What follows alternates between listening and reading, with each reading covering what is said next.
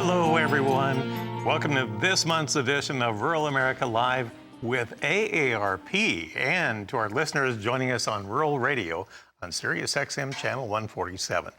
I'm Marlon Bowling, and we are very excited, to say the least, to have AARP back in the studio in person tonight. They'll be answering your questions, and you can share tips on how to spot financial elder abuse and steps you can take to stop it before it happens to you or a loved one. Our question of the month: do you know how to spot the signs of elder financial abuse? We're going to be giving away a cooler to 5 random lucky on-air callers. Now, you don't need to be a member of AARP, or you don't have to be over 50 to win. And as a reminder, you can win only once each calendar year. We want to let those who are winners tonight know that AARP will call you back using the number that you called from. It won't be tonight, but they will give you a call in the next few days to confirm your mailing address. So if you're a past winner and you've not received your cooler, be sure to return their call and provide a shipping address. Our phone lines are open, so give us a call at this number. Write it down right now: 877-283-7570. Again, 877-283-7570, and you can join the conversation. Well, we're ready to take your call. In the meantime, I want to welcome aboard none other than Sean Voskuhl, State Director for AARP Oklahoma, and Amy Knopfziger, Director of the AARP Fraud Helpline. It is so good to have you back. I have to shake your hand. You're back in person. It's great. Thank you for coming back. Oh my gosh. Yeah. 2 long years. We're not doing this digitally anymore.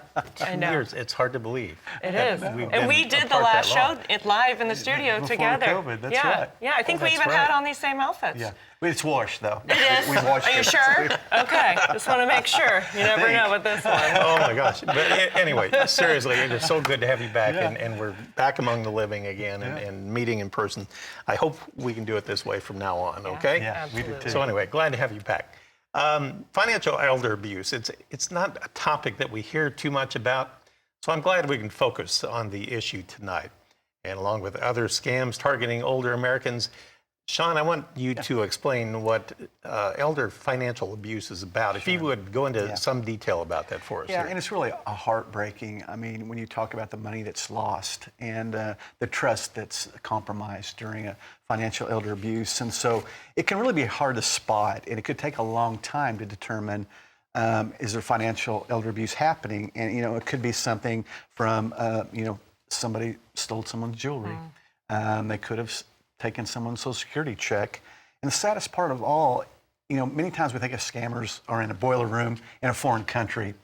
And many times financial elder abuse are committed by a family member or someone they trust a lot. So that makes it even more difficult. And so it's a real tough abuse, a fraud that's out there, and we need to address it. And it's a sad reality, isn't it? That it has come to that. And of course, just the way times are nowadays, it just seems to really emphasize that. And there's so many people vulnerable right now. So in that vein, if you would, can you give us some of the red flags to keep an eye out for this? Let's talk about 4 top red flags that we see a lot. And it's really about the unusual financial activity. And that's a big red flag. If someone inquires about a large withdrawal and unpaid bills, to make sure there are no questionable credit card charges, those are big red flags. Unusual financial activity. That's number one. The second one is there a new friend or helper that's come into the scene? Someone that who kind of insulates that elder from friends and family, and they really become indispensable to the eyes of the victim, and so they can only deal with that special friend. So that's a big red flag. And the other flag deals with the cognitive decline or lack of financial awareness. So if you know someone who has Alzheimer's or dementia, and they kind of lost that financial acumen, that's a really big red flag, and you need to make sure you have a trusted friend that's decided by the family that can step in and help that individual. And the fourth flag would be mobility or frailty issues. And for instance, so if an older person has mobility issues, they can't go to the bank on their own, They aren't good with computers, may not have the physical capability to know how to do it. They may have to rely on someone else to really help them with those transactions, such as deposits, withdrawals, or transfers. So those are four big red flags. Amy, I want to turn to you for a moment. So with the pandemic, and we're just finally, hopefully, coming out of the backside of this thing. Yes, absolutely. That has actually made the elderly a little more isolated, hasn't it?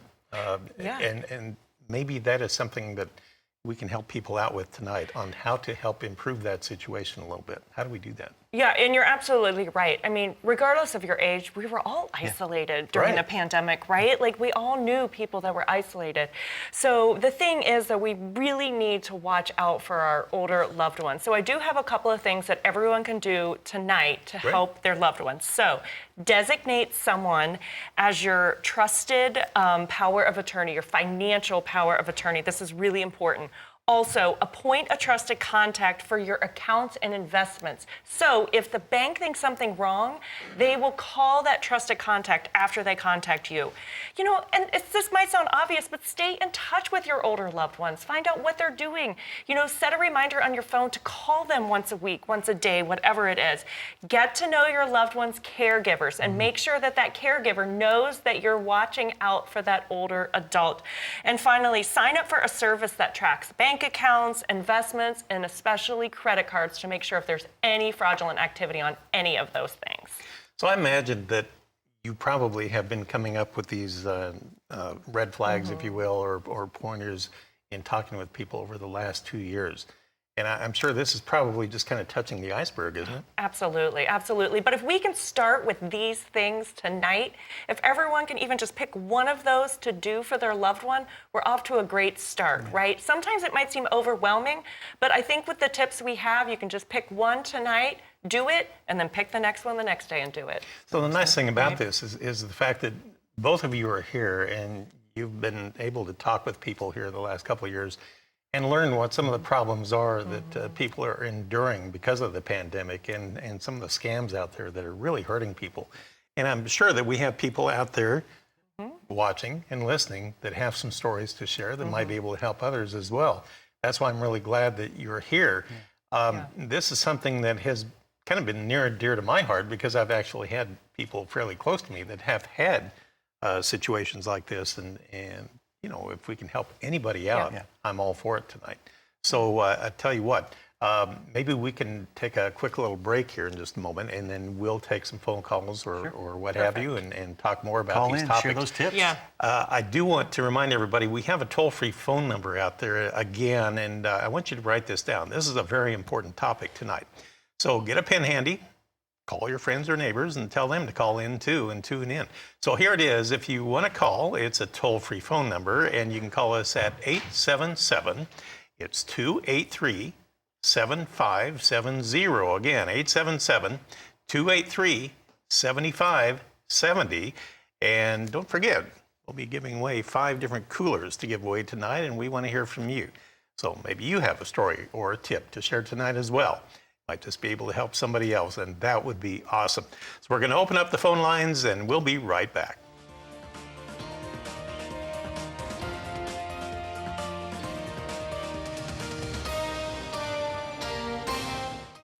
Financial exploitation costs older adults billions of dollars every year. To protect your loved ones, be aware of 3 ways that they may be at risk. Are they trusting by nature? Elder financial abuse can be committed by a stranger, but it's more often committed by someone they know and trust, including family members. Do they feel insecure about their money skills? Older adults who aren't confident in how they manage their finances might turn to someone who can help them. This can lead to exploitation. If possible, help your loved one find a trusted financial advisor or someone who will put his or her interests first. Fear of being judged can prevent victims from admitting it's happening and can put them at future risk. It's important to understand that victims have done nothing wrong and to convey that to your loved one. For more scam tips, go to aarp.org/fraudwatchnetwork. Welcome back to Rural America Live with AARP. Of crimes targeting older Americans are on the rise. 2021 saw a sharp increase in identity theft, with more than 42 million people losing $52 billion. That's an amazing total. And cybercrime losses actually soared to $3 billion in 2021 alone. That was an increase of 74% among those 60 and older. Well, our guests tonight are Sean Voskuhl, State Director for AARP Oklahoma, and Amy Knopfziger, AARP fraud expert and Director of the AARP Helpline, which I'm sure keeps you very busy. Yes, it does.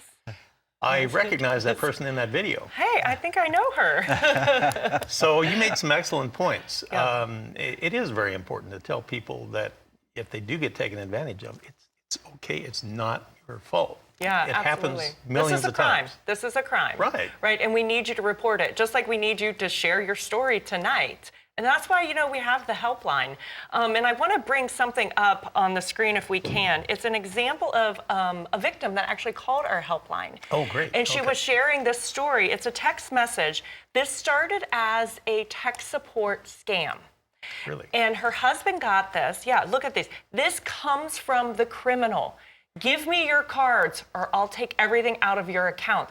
I mean, look how threatening these text messages are, saying he's going to hack everything, give me 2 cards, and by 2 cards he means prepaid gift cards.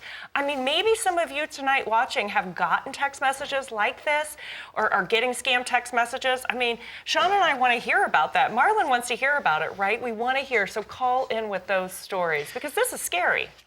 That is a frightening ordeal, especially for somebody that may not be all that tech savvy. Yeah, absolutely. But even if you are tech savvy, to get a threatening text message like Right. that, it puts you under that fear. It really does. And that's what these criminals are so good at doing. That's why education and us being here tonight is so important. Mm-hmm. Absolutely. Yeah. All right. Well, we encourage everybody to call in. And as a bit of an enticement, we're going to be giving away a cooler to 5, count them, 5 lucky on-air callers tonight. So pick up that phone and you can give us a call. Toll free at 877-283-7570. Again, 877-283-7570. And you could be the proud owner of a fancy cooler. And That's not a scam, It folks. is It is not a scam. You're right. It is not. You will get a cooler. AARP will pay for the postage. Yeah. We won't ask you for a prepaid gift card to get it, I promise. Well, I'm glad you came in and shared that story about that text, because that is just one example, and there are hundreds of ways that people are being taken advantage of out there. And this whole purpose of this show is to help make people aware of things going on out there and how to prevent that. So we actually do have one caller on the line. I understand we have Henry calling in from Alabama with a question. And Henry, it's good to hear from you. Thank you so much. What's your question? If someone was to install a granny cam in their home of their grandmother, would that be legal or illegal? I don't know if I caught that. Can you repeat that one more time, please, on the first part? If someone was to install a camera in somebody's home, would that be illegal or illegal? Yeah. I think what he's talking about is kind of like what we would call like a granny or a nanny cam. Someone putting a camera in someone's house to keep an eye on a loved one. Mm-hmm. Henry, great question. I am not an attorney, so I can't tell if anything is legal or not. But I think the best thing for you to do would be to reach out to law enforcement in your area and find out. Now, certainly, if it's your own home, you can put a camera in there. But if it's someone else's home and you're putting a camera in without their permission, I would imagine it's not going to be legal. But again, I'm not an attorney. Sean, have you? Yeah. I think the only type of cameras that we've dealt with in Oklahoma were in long-term care facilities, being able to monitor loved ones so they're not abused, physically, financially. And so, there are some statutes around that. So, yeah, that's a great question. But I think if it's a loved one, you're going to bring your family to get involved in an attorney and who's that trusted family member and is that the right thing? But there are some apps and things that are smart home apps that can be monitors. So there are some, opportunities through that venue as well. Well, and I know at my house I have like a Ring camera doorbell. right. Like I don't even know if that's the right thing to say or whatever, camera doorbell. And so I can see who's coming and going, but mostly it's just my teenagers. But yeah, I mean, so there are those options out there for people that have that concern. But again, I would just check with your local area and find out. Yeah. And if it would be somebody that you're not familiar with, obviously that would be a giant red flag. Yeah, Yes, absolutely. If they're wanting to invite themselves in. There may be a law against that. Yes, exactly. But that, that's a really good question. Right off the bat, we have a great question out there. So I'm glad you called in, Henry. I hope that answers your question or gives you an idea. You might want to check into that a little bit deeper. So thanks for calling in. That's a good question. So our toll-free number, again, 877-283-7570. If you want to call in, we have Charlie calling in. He's from Illinois. And Charlie, I'm really glad you called in, especially because I can let you know that you're a winner of one of the coolers tonight. So congratulations. Be sure and follow up on that when you find out, when you get contacted about that. In the meantime, what's your question? My question is, my mother, she was scammed like out of $150,000. Some people from Jamaica, where they kept telling her, "You send me X amount of dollars, we're going to give you this," and then they promised her a new car, and it just kept going on and on and on. And and these elderly people, they get all excited when they think they're going to get something for nothing. Really they're not. They're sending money to them. But, and just luckily somebody at Walmart caught on that she was constantly going there getting, the money orders to send to these people. And if it wouldn't been for that, I don't know when it would have stopped. Yeah. Wow, that's excellent. Good point. Somebody was watching out. Someone was watching out. And thank you, Charlie, for sharing that story, because that's going to help people realize that they're not alone in these. And in the recent AARP bulletin that we have out here, I mean, we have about 9 pages of fraud examples in here. And that sweepstakes is in here. And that's what you're talking about. And I've been working on the Fraud Watch Network helpline and fraud for 20 years at AARP. And this was the first scam I ever heard on the helpline, is this sweepstakes scam. And we are still getting thousands of sweepstakes victims every day. And Sean, can you win a sweepstakes from out of the country? I don't think so. No, you can't. And if you do win a sweepstakes, do you have to prepay to get that money? You do not. You do not. So I'm going to say this straight to you in your home right now. If anyone ever calls you and says that you have won a sweepstakes and you need to get a prepaid gift card, a wire transfer, go to a crypto ATM machine, or send them money via a peer-to-peer app, scam, stop, hang up the phone. Never have to prepay if you win a prize. Absolutely. And to that end, we hear about this a lot, but what is the deal with the gift cards? Why is that so important? Explain that. Well, one, they're everywhere, right? You can go into any pharmacy, any grocery store, and you see those carousels of the colorful gift cards. I mean, that's what we're talking about when we talk about those. So access is easy. Then all you have to do to give the money to the criminal is read the numbers off the back of the card. Once you load the money and read those numbers like that, the money is gone and it's drained and it's untraceable and unrefundable. That's the key, right? Yeah. That's why they want it. It's easy access, and it just pings all across this world. And you might be talking to someone in a foreign country over the ocean, but that might be cashed out in California. You'll never know, and you'll never catch the people. So if anyone ever calls and asks for a gift card, 100% a scam. Isn't there also a case where sometimes scammers will contact someone and they know someone in their family? They'll pretend to be them on the phone. Oh, absolutely. And say, hey, I've got a flat tire in Arizona or something. Well, we get the grandparents scam. Yeah. And in February, we talked to a lady in Oklahoma, recently lost her husband, and there was a grandparent scam. Someone called and said, "This is your grandson, I'm in jail." And, and it was just awful after she lost her husband, and they were preying on her. But she was able to determine that was a fraud. Called her grandson, and so those are just heartbreaking scams. Looking through obituaries, looking any way they can to get that upper hand, find out some personal information on you. A lot of ruthless people out there. Awful. And unfortunately, even like you said, if they're looking through the obituaries, you can look through obituaries online in a local Exactly. newspaper from anywhere. It could Yeah. be Zimbabwe or somewhere. Yeah. You don't know. And we all want to honor our loved ones significantly when they pass away, but really do think about the information that you're putting in there. Like alma mater, grandchildren's names, everything like that, addresses, because they have access to that. And it's like, Grandma, it's Amy. Yeah. When, it was perhaps my grandfather died and I was in there as one of his grandchildren. They have so much information from there to target you. Yeah. So just be careful. Yeah. Just be careful. Yeah, and don't post on social media that you're going to be gone. Yeah, exactly. Things like that. They prey on that Pictures too, from right? vacations. I mean, oh, you're not home. Yeah. Oh, You're in the Bahamas. Oh boy, yeah. I've got There's a a little golden time here. carrot right there. Tell you what, we have another caller on the line, and I believe we have Edith on the line from Minnesota. Edith, thank you for calling in. What's your question tonight?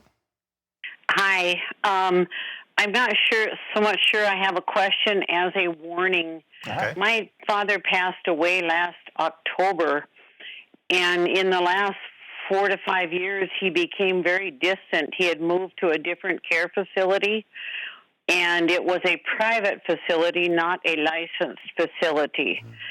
And this gal that was in charge of it even had her telephone number on his land to sell it.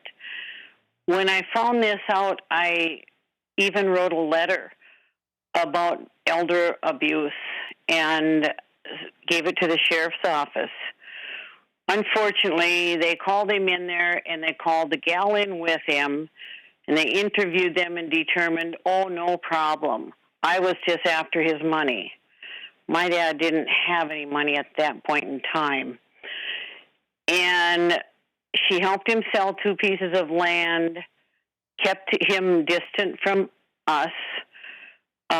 When my son passed, I wasn't even able to get a hold of him and let him know. And when I did see him on the street, he said, I heard that you said I was responsible for killing your son.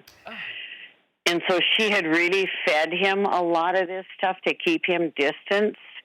So even though I reported it to law enforcement, nothing happened. She had him go in and sign a will, and my name wasn't even spelt correctly. And I've been married for 50 years. And he was a very good speller. He knew this. So they can control your elder parent or family member in ways that we just don't understand. And I thought I was giving him privacy to deal in his last days the way he wanted to. I didn't know why he was angry at me. And when he died, they didn't even let me know. I read it in the paper or on the website. And she rolled him for over $200,000. She sold his land, kept everything. She did pay for the funeral. I got $25. And I was his only living relative. So I wanted to warn people. I'm not sure what can be done. I did report it to law enforcement in a letter. I wrote it down. They just blew it off. Yeah. Very hard. Well, I'm glad you shared that story, and sorry things turned out the way they did, but you bring up a wonderful point, and I hope people take note of the experience that you shared, and that is something I was going to ask you about. What percentage of these scams happen to people in nursing homes or care facilities like that? I mean, I don't know if you have an exact percentage, but the thing that's hard is sometimes they go unreported, right? And so we don't have an exact kind of number. We might have an idea, but fraud can happen anywhere, whether it's inside your own home, whether inside one of these care facilities, like what Edith said. The most important thing to know about this is that you do report it. Now, I always say, reporting, it might not get the results that you want. You might not get arrest. You might not get money back. But law enforcement needs to know about this. But, Edith, with you sharing your story, you're going to help somebody tonight. Especially because, as Sean said at the beginning, they isolate. The perpetrators isolate, right? Indispensable. And I don't know if it helps. She just talked to law enforcement. Would have helped also to talk to Adult Protective Services. Yeah, it could have. And maybe a private attorney. Yeah. The more the merrier, so to speak. So you're just, not relying on one law enforcement entity. maybe that could have helped. Yeah. It's hard to tell, yeah. but, again, take Edith's story and, learn from it and, set some of these things in place. Maybe right now you're having this experience where a caregiver is isolating your loved one. You know what? Insert yourself if you're worried. Insert law enforcement, insert adult protection services if you're worried about them. And you alluded to that early in the program already, that a lot of times these cases happen involving people that you trust. Yeah. And this is a prime example of that. Yeah, and these people build the trust. Yeah. Even stranger criminals build your trust, right?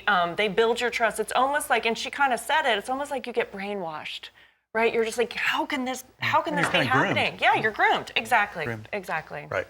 I've heard of cases like this in the past, and it's sad every time I hear about it. And the worst part is they're getting paid to take care of them, and they're fleecing them too. Yep. Okay, again, that toll-free number, if you want to call in, it's 877-283-7570. We have another caller on the line, I understand. We have Murray calling in from Ohio, and I appreciate you calling in for one thing. Thanks for your question coming up. And Marie, you are the winner of one of the coolers tonight, so congratulations. And what is your question? Well, thank you. Well, I was wondering about having cameras in the nursing homes. I think they would be very beneficial, but put up like a head on the head of the bed of the person, so that anybody that comes in the room can be identified, and also the type that can be monitored by an office or something that can't be removed, and that also helps with the privacy of the patient. And if the bathroom, if that's required, if taken there, that it be open. I think this is so important.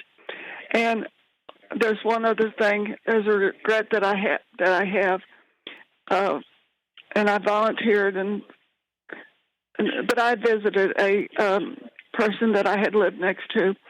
He was very small in stature and had to use a walker. When I visited him at this nursing home right in the town, the beds, there was like, must have been the men's section, but they were all against the wall, and there was only an end table between the beds.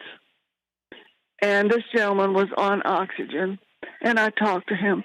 And my biggest regret was that I didn't get the number of his daughter or his sister-in-law, because I had heard that he didn't like that guy next to him.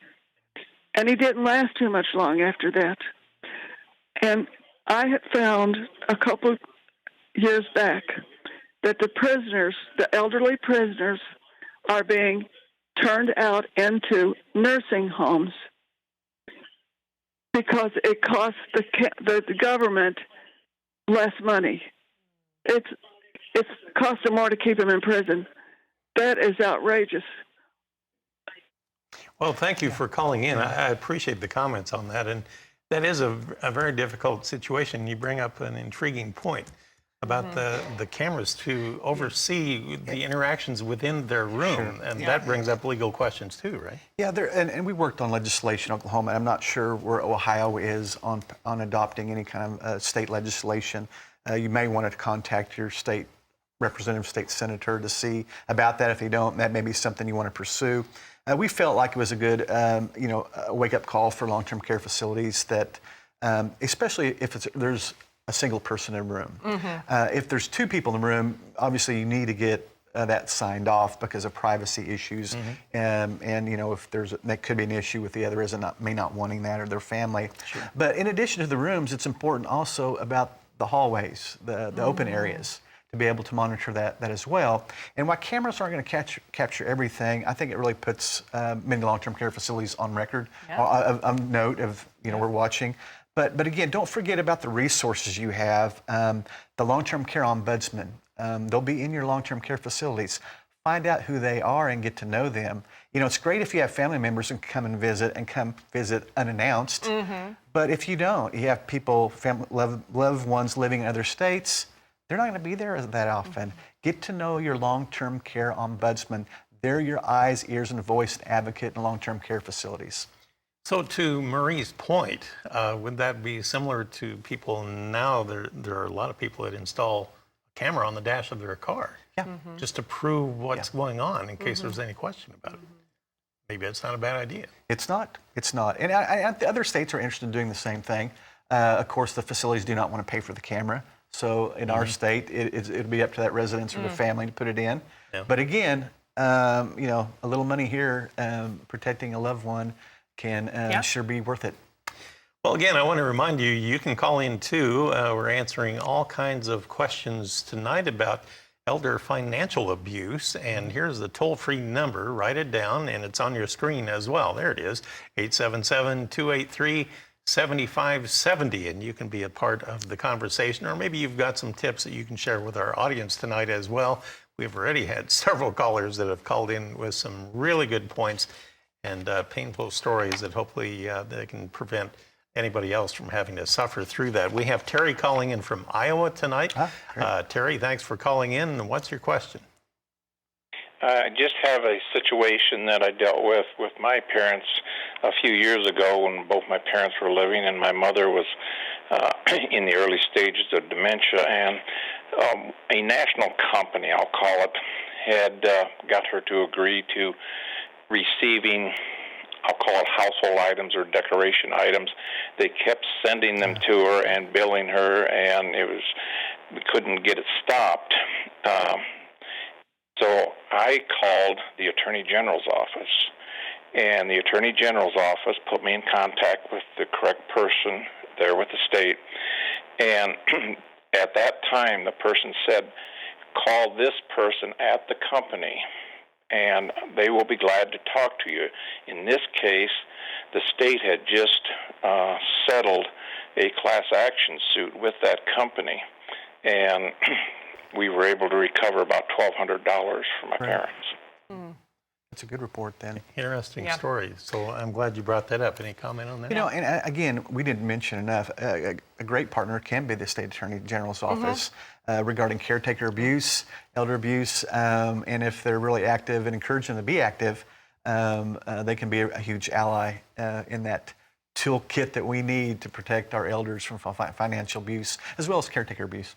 Yeah, and the one thing about that scam that's interesting, whether you want to call it a scam or not, but when you're told that you have a better chance if you buy stuff, right? We sometimes call that FOMO. Yeah, I was going to talk about that. I was like, fear of missing out, right? The fear of missing out. You don't want to miss that prize. So you keep buying and buying and buying, right? We're seeing a lot of FOMO right now with cryptocurrency because people are thinking, well, I missed out on Apple. I missed out on this. I am not going to miss out on cryptocurrency. So just to be aware that there's a large bunch of fraudulent investments out there being pitched with crypto. But it's hardwired in our thinking. Yeah. It's that regret, missing out, but also keeping up the Joneses. Yes. You know, and so people still say that, keeping up with the Joneses. I don't know. The Knopfsickers, the Voskels, That never gets outdated. So you mentioned that as one of the top scams. Do you have a few other top ones that come to mind? Oh, well, right now, I mean, what we're hearing about on the helpline is tech support scams where someone calls and tells you that you have a problem with your computer and they need remote access into your computer. Oh, really? Right? Yeah, Amazon imposter scams saying that there's a problem with your Amazon account and they need, again, remote access into it. Grandparent scams, we talked about that earlier. Sadly, romance scams, right? We talked about the isolation at the beginning of the show. We're hearing a lot about romance scams right now, and people are losing hundreds of thousands of dollars in these scams, but they're also losing their hopes and their dreams and what they had planned with this person, the love of their life. I would say get a dog, but there's pet scams too. There's pet scams. See, you know, wherever there is money, wherever there's anything, the criminals will be there. Yeah. Yes. Yeah. You mentioned the Amazon scam. My goodness, I've had several attempts. To me on that one. How old am I? Anyway, wow, now I have to wonder. Well, I'm glad. I think I'm glad you brought that up. I'll tell you what, we're going to take a short break right now, but we still have a cooler or two to give away, so give us a call at 877-283-7570, and we can talk with you about your issues as well. We'll be right back.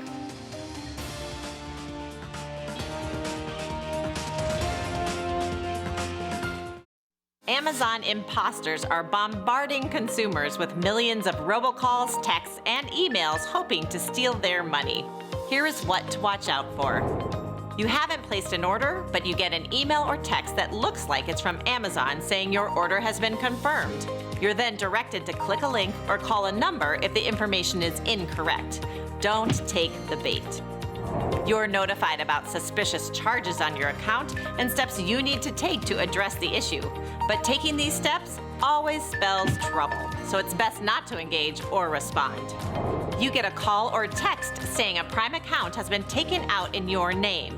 You're requested to call a number to straighten things out, but that number goes to a scammer who's out to steal your money as well as your personal information. If you think you have an issue, contact Amazon directly. For more tips, go to aarp.org/fraudwatchnetwork.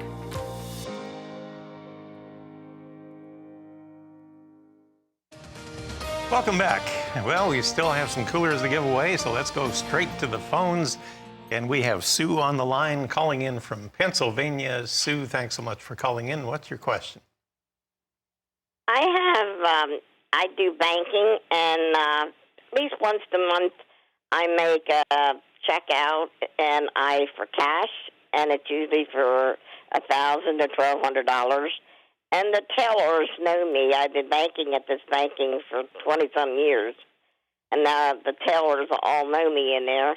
But they question me why I need so much cash and what I'm going to be doing with it. And I just, it's kind of like, to me, for them being rude to me, that's what I call it. But I'm just wondering, is that a foreclosure thing that they do to all their people that come in that are of a certain age? Because I am an older lady. I mean, I would say that I get that you might think it feels rude, right, to be asked those personal questions, but I think they're looking out for her. I think they're looking out for you, Sue. I mean, right, don't you think? I do, They too. want to make sure. And AARP's been helping with the Bank Safe program, working with banking and credit unions to train their workers to help identify financial fraud. And so this may be a good call for folks to check with their local financial institution and see if they've taken advantage of this Bank Safe program that can help banks save money, but also help you save money. And so the Bank Safe program, I'm pretty excited about the outreach we're doing with financial institutions so they learn to identify it. Yeah, because they're the first line of defense. Yeah. Right? That's where the money is, so that's where you go. It's in their own best interest to keep their clients and customers from getting defrauded. You're right. And by the way, Sue, if you're still watching or listening, you were a winner of one of the coolers. Just wanted to let you know about that. So be on the lookout for that. You'll be contacted here soon. All right. Now we have David calling in from Washington. Thank you for calling in, David. I appreciate that. What's your question? I get, on the average, half a dozen calls a day from the Social Security phone scam where they want to sell me something. I don't know. I always hang up right away, but I'd like to know how that scam works. How are they intending to separate me from my money if I fall for it? Yeah, great question. So, again, I'm going to show this up. If you got this in your mail, right, read it, because we talk about the Social Security imposter scam in here. So how it works is you'll get the phone call, and they'll say they're from the Social Security Administration, FBI, IRS, whatever it is. They'll use one of the federal organizations to try to trick you. They'll say that there's a problem with your account. With the Social Security imposter scam, they usually say that your Social Security number was found in a car that was used in a crime, right? So they get you all kind of worked up, saying that they're going to come and arrest you. But don't worry, we won't come and arrest you unless you can get us a prepaid gift card, right? Let me just say this right now. The Social Security Administration does not call you over the phone. They will always reach out to you first via mail if there's ever a problem. Same with Medicare, same with the IRS. The federal government does not take prepaid gift cards for payment, right? So let's all say it. The federal government does not take prepaid gift cards for payment. So I'm glad you hung up the phone. Everyone, if you get that call, hang up the phone. Well done. And Yeah, the government well. will never ask you for your personal information. They already have They it. have it. They already They have have it. So everybody knows that. All right. Thank you for calling in. That was a great point. We have James calling in from Texas. And James, thanks for calling in with your question. By the way, you're also the winner of a cooler tonight. So you're getting a reward for your question, apparently. What is your question here for the panel? I have a small piece of land.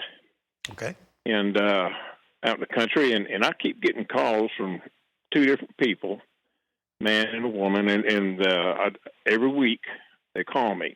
And I've told them, don't call me. I don't want to sell my place. And they keep wanting to say, well, we want to buy. And I said, no, I'm not interested. Don't call me. And I'll hang up. I've even removed some of their numbers off my phone, but they still manage to get it and call me again and call me. Is this a scam, or do you think this might be legit?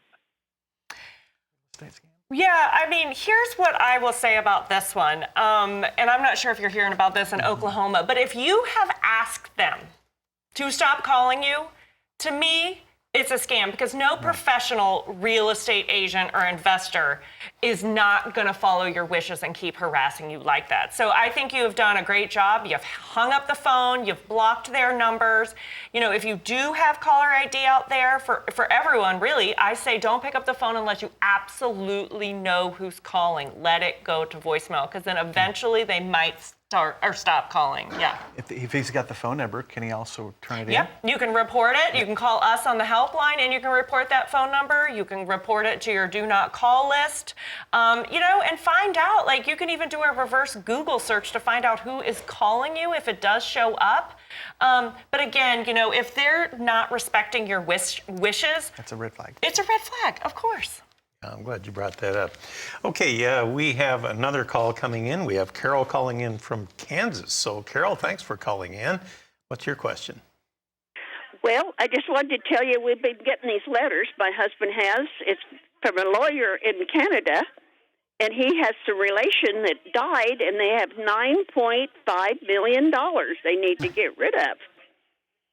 And I know it's a scam.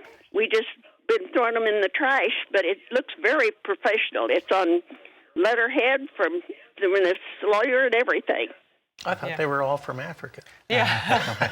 No, this has actually had a resurgence. Is that right? It really has. Yeah, we've actually got some examples into the helpline of similar things, saying that this person with your same last name passed away, and they couldn't find any heirs, and so they did some research, and they found out you are it, and you're going to get all of this money, but there's always that but. Right. We need you to prepay for all the lawyer fees and whatever.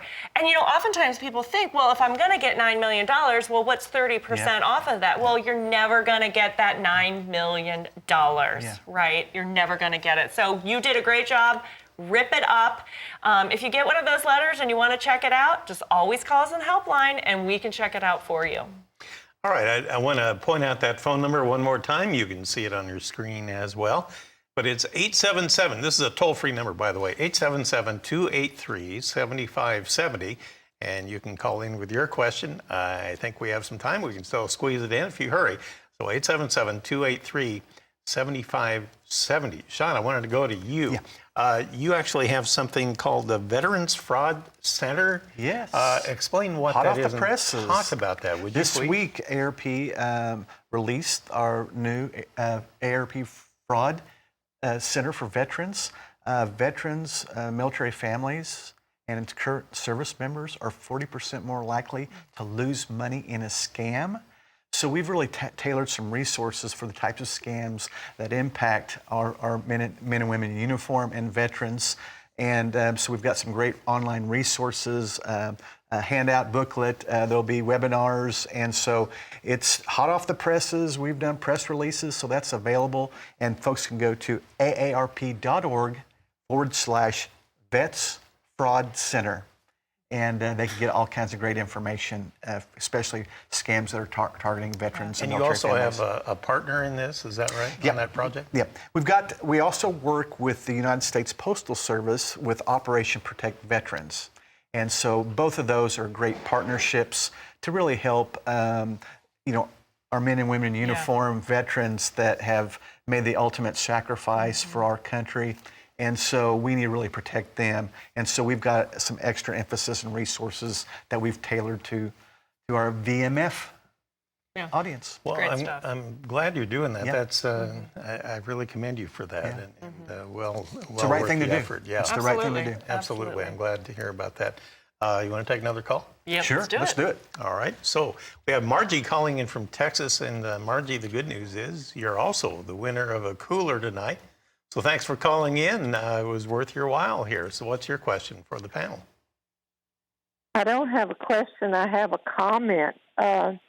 About 2 months ago, I got this letter from my credit card people. I bank with Citibank, and it's MasterCard. And I got a letter saying that it was my husband's name, that he was requesting a second credit card on the account.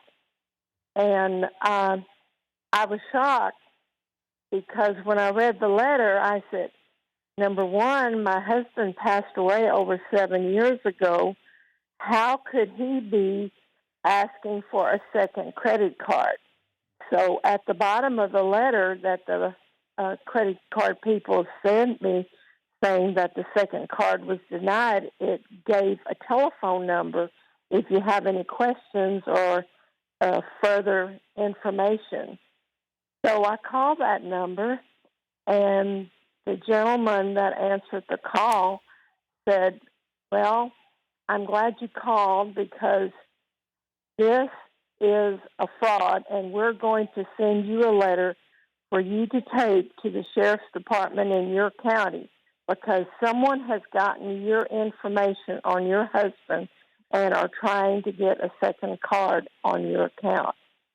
I could not believe that they had gotten all this information and a letter was sent to me. I couldn't believe it. Yeah, that happens too much. Yeah, it does happen a lot. Identity theft after death is something that criminals are out there seeking, right? And so with everything else that you have to deal with when one of your loved one dies, you have to also think about or have your family help you think about what the criminals are going to try to do to hurt you afterwards or to hurt the deceased person. So, it was great that the credit card company sent that, and you can always go to our website at AARP.org/fraudwatchnetwork. And there we have great resources for people on how to protect themselves after someone passes away. Son, you look like you were going to say something. I was just glad that she reached out to the credit card company and they were able to help as well. So in your experience, we talked about the COVID pandemic that came and hopefully is leaving, but it's been 2 years. Have you noticed an upward momentum in these scams as that pandemic went on? Are they getting more creative, do you think? Criminals will always follow the headlines. Right? They follow the headlines, and so they will always tailor their pitch to whatever is happening in the current events. So whether it's the pandemic, whether it's a disaster, a flood, a fire, they will be there with their pitch. And so that's why, programs like this are so important because we need to stay one step ahead of them to know. But, honestly, I feel just as busy as I did when I started 20 years ago. Maybe they've changed a little bit. I think people are also being more aware, and so they're actually reporting the scams more, and that's really important. So if you're out there and you have gotten a suspicious, well, that's a tough word, a suspicious phone call, letter, anything like that, always check on it. There are so many people out there to help you, and we want to hear from you on the helpline. Call your AARP state office. Yeah, so just, seek the resources. And I think you talk a lot about that ether, Yeah. that emotional state. And, the pandemic's going on. What a great time for fraudsters to really take advantage of a pandemic. We're stressed. We've got the war in Ukraine. Inflation. So, that's a perfect recipe for anxiety and that ether that you talk about so well. And so it just makes it this time really susceptible. People are... So many more are working remotely now, or spending more time at home, and some maybe putting their time to nefarious duties, I guess you could say. You actually, you're involved with the farm and ranch operation, right? In rural areas, do you think that things have gotten a little more dicey when it comes to scams here lately, as opposed to in the past? We seem to be more isolated. I mean, I came from a farm. Yeah, you know, I think with the higher costs of inputs that are out there right now, and the high price of cattle or hay, that just brings a lot of opportunities for folks to prey on individuals needing to, buy hay. They need to buy fertilizer, or they need prepay for this because prices are going up. So that's that same kind of recipe, but it just would be different with farm products and inputs. So as we kind of wrap up tonight's show, what's your takeaway? What do you want to leave people with here for both of you? What do you really want to drive home that they take away from this program? Sean? Well, I mentioned before, again, I think you need to talk to your financial institution and talk about the Bank Safe program, if they've been a partner with AARP and if they are trained to spot scams that can help their patrons. The other thing is the AARP's Veteran Fraud Center. New out this week, brand new resources that can help our veterans and military families in uniform, and please take advantage of that. Amy, what about you? You work with the Fraud Center, and you're actually kind of the leader of the help desk there. What kind of services do you offer there?